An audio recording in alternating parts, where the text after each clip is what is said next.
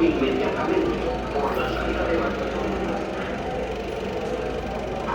Achtung, dies ist eine Gefahrenmeldung.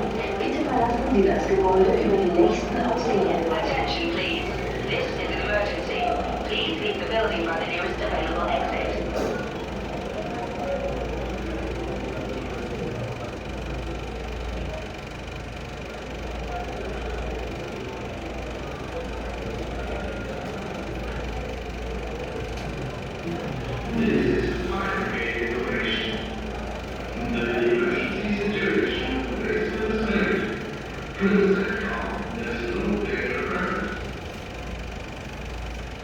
Die Gefahrensituation ist jetzt behoben. Wir entschuldigen uns für jegliche Unannehmlichkeiten. Diba? Eh, ano yung napansin nyo? Diba?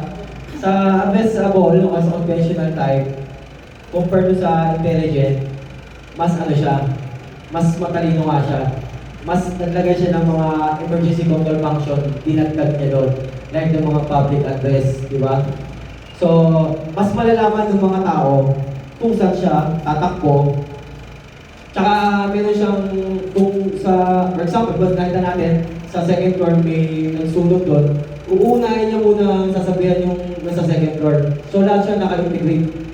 So, mas advanced type siya ng addressable. Yun yung kaibahan nung sa addressable na sa conventional, sa intelligent. So, mas marami na siyang emergency control function in this regard sa final life safety natin. Nakapasok din lahat yung intelligent area na i-consider yung mga nakakabit na mga motorized, lahat yung mga elevator, recall, shutdown, lahat naka-integrate siya system. Yun yung tinatawag natin intelligent. Okay? Kasi minsan, kapag addressable system lang, naka-address na yung mga detector, wala pa siyang mga interfacing. Typically, ganun yun sa addressable. But for the intelligent, addressable part detection system, complete package na siya. Kumbaga, naka-full options.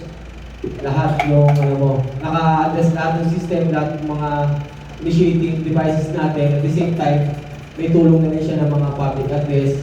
At yung file create natin, makakapasok agad sa area ng nasusunog, makakapag-response sila.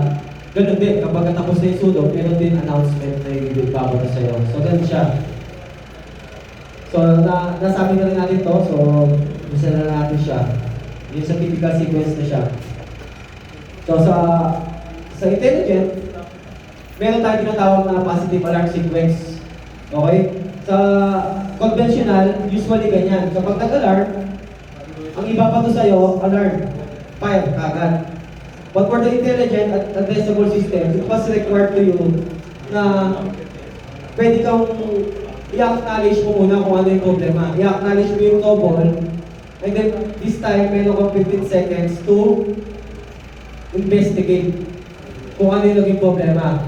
May lalabas sa monitor mo, excessively dirty lang pala yun, o kaya meron na sa nakakalimot ng supervisory ng camper natin. So, kapag nandito ang area na to, nagbabantay kunwari yung service personnel mo, it was required to you also another 180 seconds to puntahan kung totoong sunog ba yun. Kunwari, meron ng isang nag-alarm na sabi niya, may nag-fire sa area na yun, may 180 seconds ka na to investigate yung area na yun kung totoong sunog.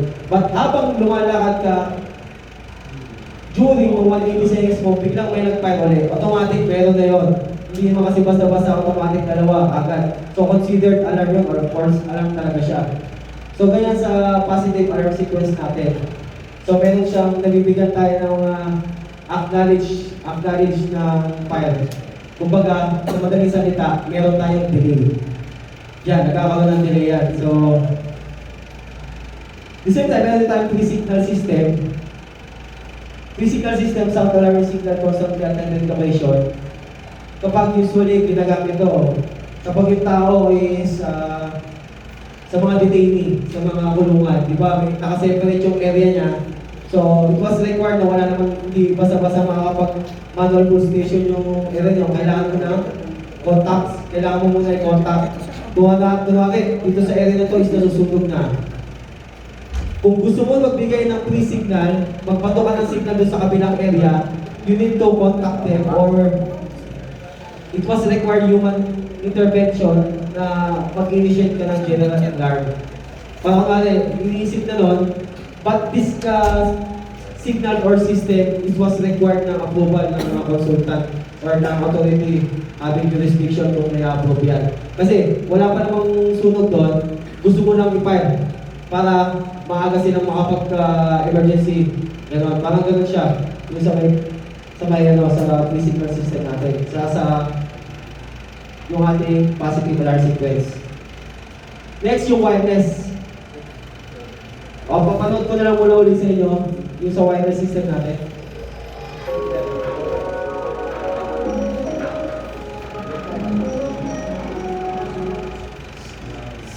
Introducing Swing, the first radio fire detection system that combines mesh technology for safe wireless transmission with Siemens Unique as a technology for high detection reliability.